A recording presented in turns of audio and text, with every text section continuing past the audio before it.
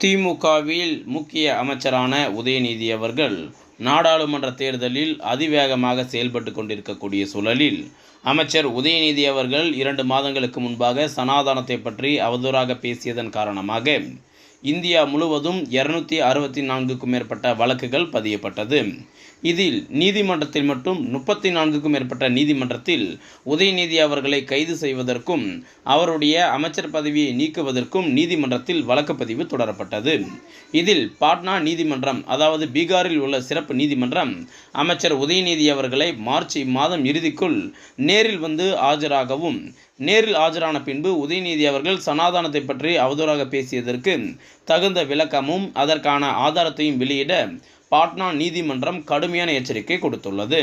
மேலும் பெங்களூர் சிறப்பு நீதிமன்றம், பீகார் சிறப்பு நீதிமன்றம், கர்நாடகா சிறப்பு நீதிமன்றம், சென்னை உயர்நீதிமன்றம் என அமைச்சர் உதயநிதி அவர்கள் மீது இன்னும் பல நீதிமன்றத்தில் வழக்கு பதிவு செய்யப்பட்ட பின்பு உதயநிதி அவர்களை இம்மாதம் இறுதிக்குள் பீகார் சிறப்பு நீதிமன்றமும் ஏப்ரல் மாதம் இறுதிக்குள் மற்ற நீதிமன்றத்தில் விசாரணையை தொடங்க இருப்பதாக தகவலானது வெளியாகியுள்ளது.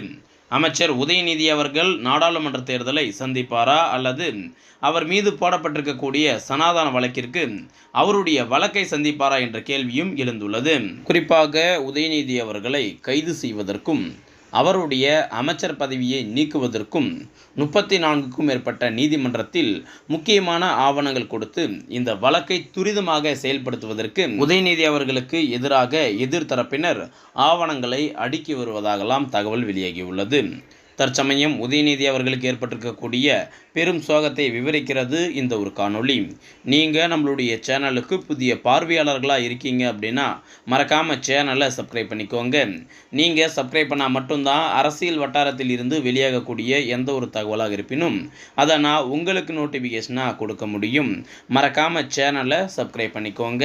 சமீபத்தில் உதயநிதி அவர்கள் 34 நீதிமன்றத்திலும் நாள்தோறும் சென்று விசாரணைக்கு நேரில் ஆஜராக முடியாத காரணத்தினாலும் நாடாளுமன்ற தேர்தல் நெருங்கியிருக்கக்கூடிய சூழலில் அனைத்து வழக்குகளையும் ஒரே வழக்காக விசாரணை செய்து ஒரே தீர்ப்பை கொடுப்பதற்கு உதயநிதி அவர்கள் சென்னை உயர்நீதிமன்றத்தில் மேல்முறையீட்டு மனு தாக்கல் செய்திருந்தார். குறிப்பாக 34 நீதிமன்றத்தில் போடப்பட்டிருக்கக்கூடிய வழக்குகள் ஒரே காரணத்திற்காக தான் போடப்பட்டுள்ளது. அனைத்து வழக்குகளையும் ஒரே வழக்காக மாற்றுங்கள் என கோரிக்கை வைக்கப்பட்டது.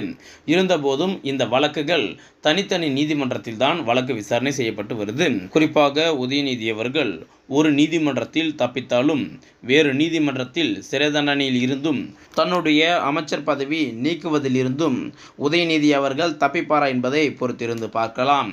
நாடாளுமன்ற தேர்தலில் உதயநிதி அவர்களுக்கு தற்சமயம் பெரும் சிக்கலே ஏற்பட்டுள்ளது. நன்றி, வணக்கம்.